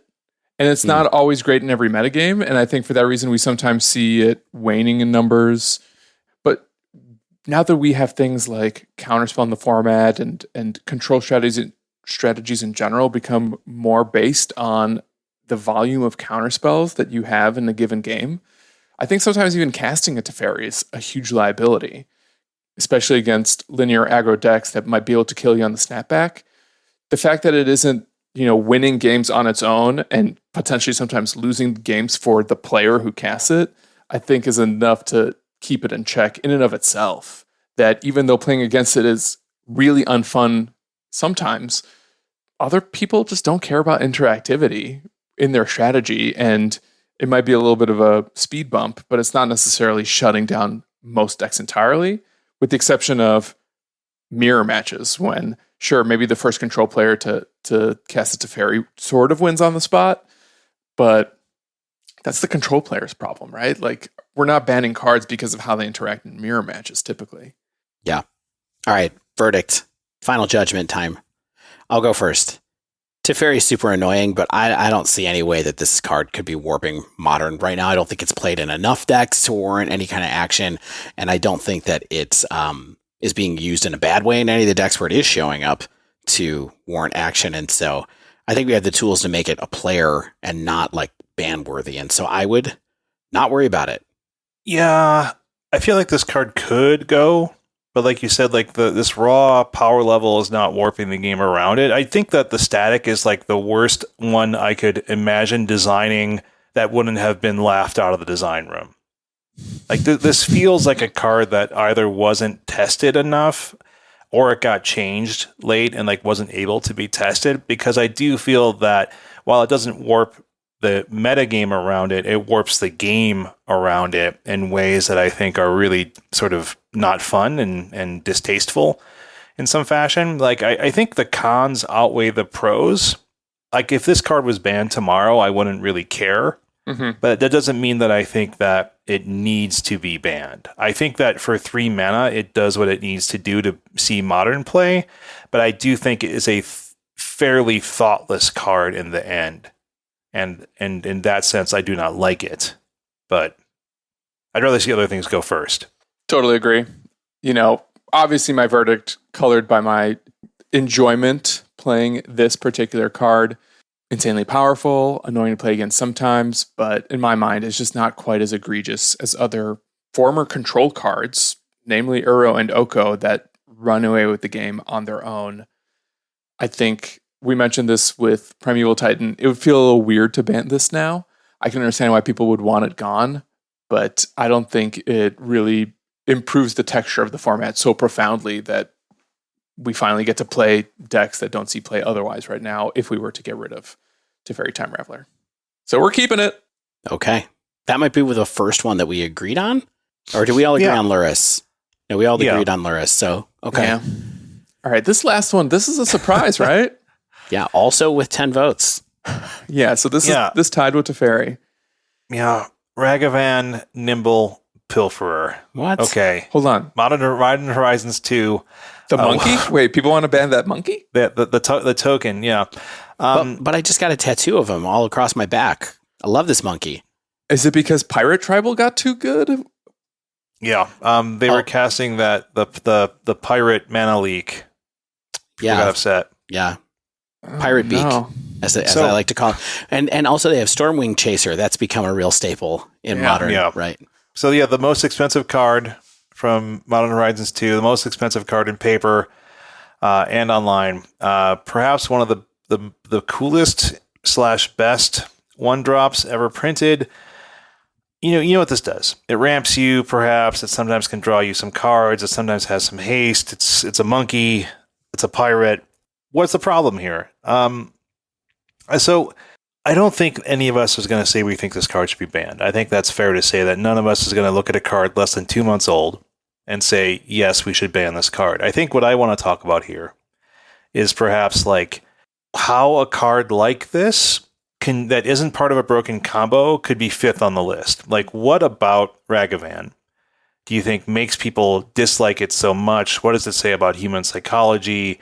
Like, what would you put in its place? Like, what is it about Ragavan that you think makes people even so soon hate it so much? Probably because it's so expensive, and rather than buying it, we just want to get rid of it. Wow, that's kind of an economic argument, like a classist argument almost. Dan. I do think that this is something that's on people's minds. I'm not going to lie. Like when they look at a card like this, they go, God, $90 a piece, which is, what I paid for these, which is not how much they actually go for on TCG. But they're 110 on CK right now. They're up to 110 now? Yep. Oh my goodness. I bought them from CK for $89.99. I got mine for 60. What? No offense to CK. There's a delta between TCG and them. Right. But still, CK thinks that they can sell it at 110, and I'm sure they are. Yeah. I mean, it's an expensive card. Yeah, expensive. I paid store credit, but we're talking the paper card, not the paper ticks. card. Paper. Yeah. I saw one up to 100 a couple of days ago, and they must be having a hard time holding on to them.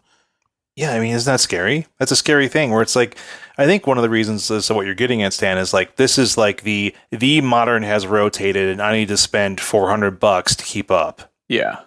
I do think that's what it is. It's kind of like a protest vote here where people are like, I don't want this stuff affecting my format this much, but why is this card so expensive? I think it's pretty good.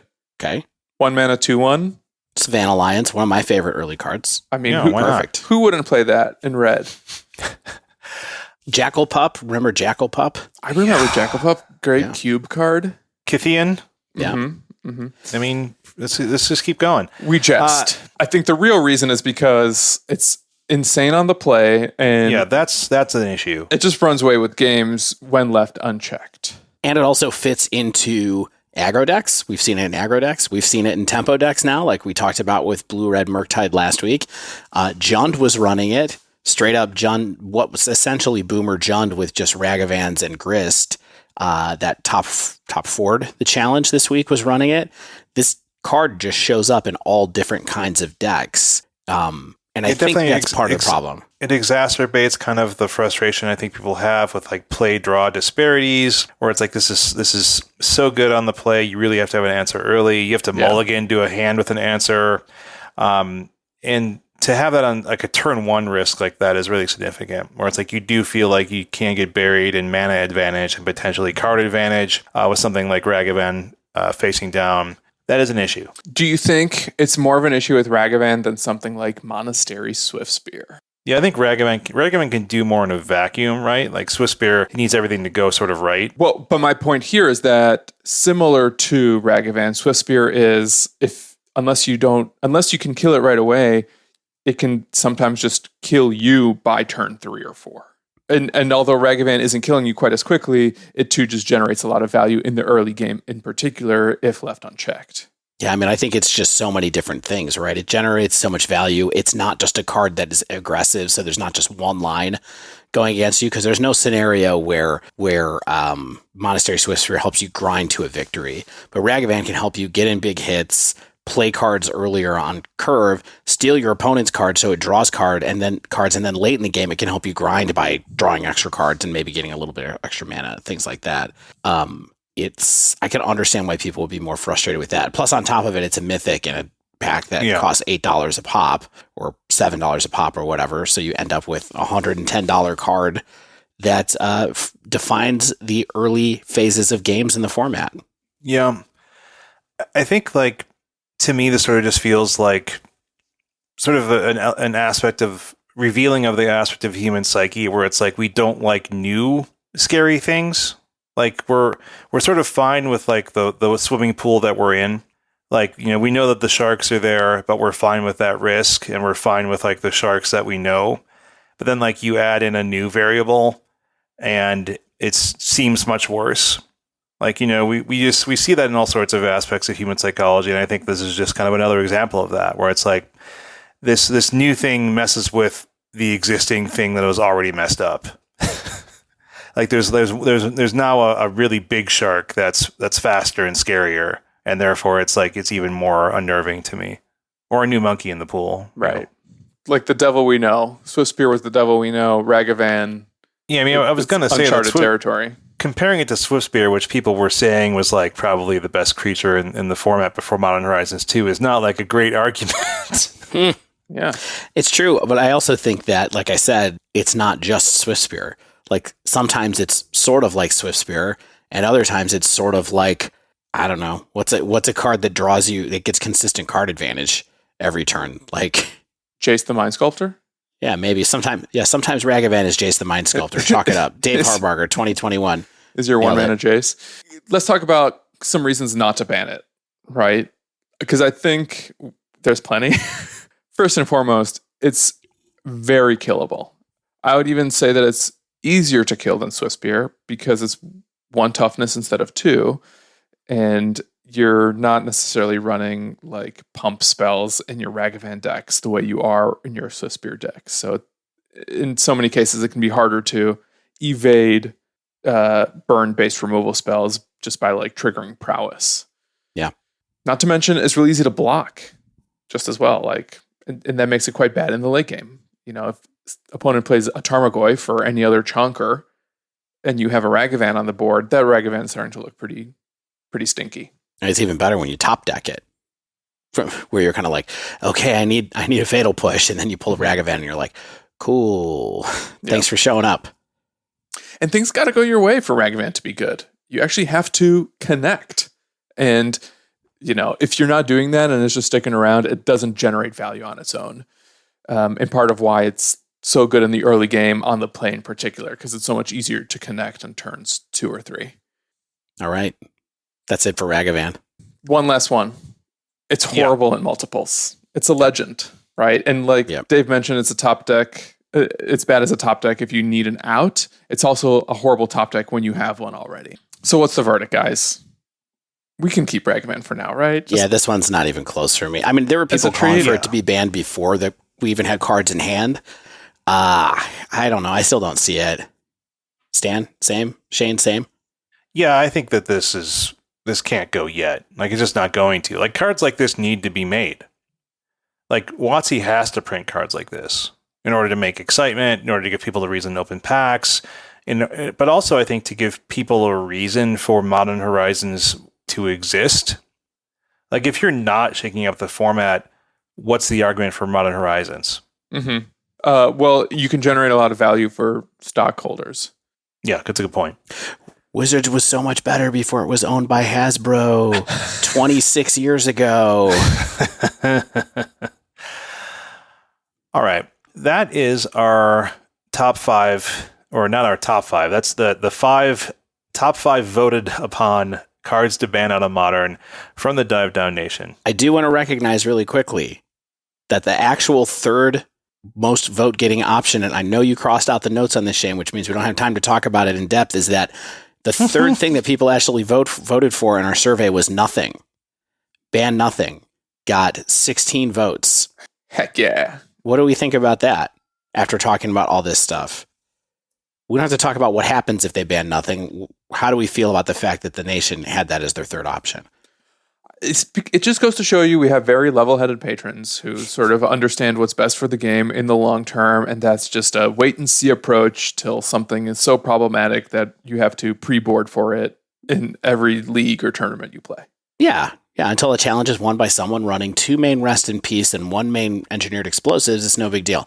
And also, our patrons are all good-looking and smart people as well as being level-headed, right, Stan? That's what I'm saying. Yeah.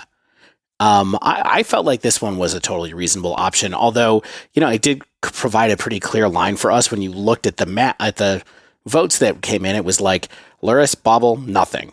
It's like, okay, well, Bauble and Lurrus are above the line and everything else is below that line. And so maybe I think that's kind of how we leave this discussion together as well. When you think about it, is that we mostly had consensus around those cards. And then the rest of it was kind of like, maybe not now. Can I propose something for the rest of this episode? Yes. What if we took a quick break and then return for a brief wind down where maybe we talk about what didn't make the cut that perhaps we would have put it on the list or wanted to mention if the survey was informed by the hosts and not the fans? For sure. Sounds good to me. We're going to take a quick break. Stay with us.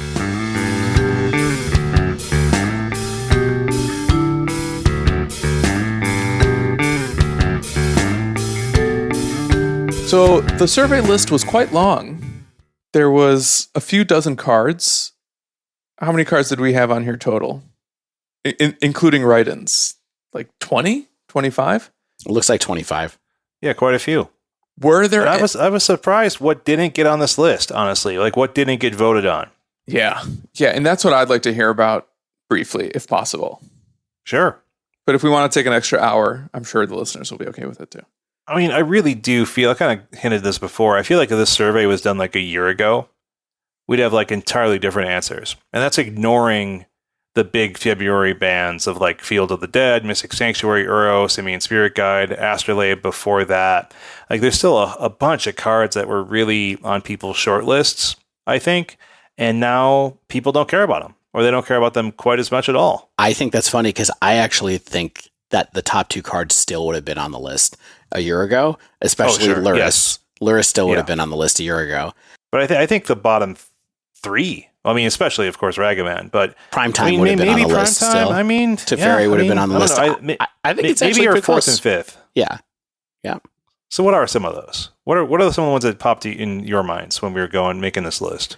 I have never played against Dredge and saw my opponent dredge a Creeping Chill and thought to myself, you know what, you did it. Good job. That's a normal card to have in your deck. Yeah, perfectly fair card. I hate Creeping Chill so much. It's a messed up card. Why does this card exist? I still love when you pointed out, Dave, how like Creeping Chill could have not worked the way it did. Like they specifically designed it to like work with dredging it. Yeah, exactly. They could have made it not work with Dredge, and it's really made to work with Dredge. Like they wanted to give Dredge a boost and maybe do something else in Standard. But Stan, I love you hopping in there. If we want to talk about cards that I think at least 2 of the 3 of us hate collectively, I think Creeping Chill is pretty high on my list. I mean, I think that it's not bannable because, I mean, Dredge is one of those things where it's kind of in a lull right now. But Creeping Chill is just a major force to Dredge. And like, if you want to eliminate Dredge from the format, then yeah, you get rid of Creeping Chill. Like, just fully eliminate it. I think Creeping Chill is the only thing really keeping that deck playable at this point. You really think that? Oh, yeah. It was good before Creeping Chill existed. Well, it's also very different modern. It's been a couple of years since this card has existed, so. That's true. Yeah, it's just toast. It's a toast deck right now, which is kind of depressing, but, you know, we had our fun. What would you put on? What's your number 1, Dave, that you would put on this list? It's not my number 1 because I don't like the card, but it's my number 1 because I'm suspicious of the card, and I've talked about it a couple times tonight in passing, but that card is Manamorphose. Oh, yeah. I think is another card that I'm just convinced that its little hourglass is running out as we sit here now. It's not as ubiquitous as Bauble right now, but it's had moments where it has been as ubiquitous. I think these pass-through cards are just going to get there eventually, and they're going to get banned because they do things that I think ultimately don't make great Magic experiences, really. But they as Patrick Sullivan said, they subsidize a bunch of the like middling cards that I love to play. So I'm happy to have Manamorphose around for while it is. And I think I've played Manamorphose decks most of the time that I've been a Modern player at this point. And I love it. I'm going to keep it going. Isn't it interesting that Morphos, perhaps because of the colors you have to spend to cast it, isn't quite as ubiquitous as Mishra's Bauble, considering that it's just ultimately a free card that you can use to double spell? Is it really just because it's the red-green hybrid, it doesn't see more play? Well, and it replaces itself. Oh yeah, why it doesn't see more play? Yeah. I mean, I don't think so. It's like a prowess thing. I think rather it's than an artifact thing. I think it's just the meta game right now. Like, it's just, there are going to be different types of decks that are popular where Manamorphose is going to be the more popular option as a card to make your deck into a 56 card deck instead of a 60 card deck. And that's just the moment we're in the metagame right now. There were points in time a couple years ago, remember, where like Traverse Shadow was running a couple of Manamorphose, and like I think that there were points in time where Mardu Pyromancer was running Manamorphose in there as like a pass-through mana fix and draw card kind of thing to make a token. Like, there are just moments where this card is like a little too good, and I think eventually it's going to get to the point where it's a lot too good. Yeah. I mean, I think another one that would be on a lot of people's lists if prowess wasn't kind of on the downswing would be something like Lava Dart. Like, this isn't like in my top 5, but maybe 6 months ago it would have been, right? Like, it's just it's so silly to think about Lava Dart like this spell somehow good enough to get banned out of Modern. Free spells, man. Free spells, and especially free spells that can kill something, can have a real effect that translate into a card are they're powerful. For sure. Did we ever see Lava Dart? We did not see Lava Dart with a Faithless Looting powered Phoenix, did we? Oh yeah. There was an overlap there? Yeah, Mono Red Phoenix. Yeah. That sounds great. It was. Shane, is Lava Dart your contribution to this? Oh no. All the cards that I would pick we've talked about, right? I do think it's interesting. Like, let's say this kind of goes back to like my year ago argument. Like Urza's Tower, I feel like would definitely have been on the list, right? Like, just like sort of standing in for like the Tron, green Tron. Like, it's finally suffering enough when compared to the other decks in Modern, and like, so people are kind of like saying, well, Titan should go. But I think like Urza's Tower would definitely have had a fighting chance to be in the top 5. And it just sort of like shows the fluctuation of the metagame, and some of our, Dredge for Creeping Chill, Urza's Tower for Green Tron. Those are both things that are not on the list because of just the relative power level of these decks right now. Wow. Veil of Summer, which is I love that card because I love casting it against blue mages. Anything that makes blue mages cry a little bit, I'm fine with. Wow. My 1 mana Cryptic. I can't get over Shane suggesting Urza's Tower after all the trouble you went through buying Russian cards from Sergei. I'm just saying it would have been. Well, this was fun. It was fun to speculate, try to provide some thoughtful conversation around the ban discussion that feels almost as ubiquitous as Mishra's Bauble in Magic. Gothy Voidwalker. That's the next one.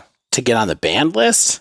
No, it's not actually, Dave. All right. Whoa. We need to end the show before Shane really says something he can't take back. Ancient Stirrings. We need to get out of here before we start talking about unbanning cards. And maybe that should be a show Lantern that we do of Insight. sometime in the future. But oh yeah, unban everything and then just start cleaning up the mess. Yeah, Cavern of Souls. Oh God, Shane. Someone cut his mic, because that wraps up this week's show. If you haven't yet, make sure you subscribe to our podcast so you get the latest episode as soon as it comes out. And if you use Apple Podcasts, please leave us a rating and review. If you'd like to submit a question to the podcast, or just reach out in general, you can tweet us at The Dive Down, all one word. Email thedivedown@gmail.com. Let us know the decks you're doing well with in Modern or Historic or elsewhere.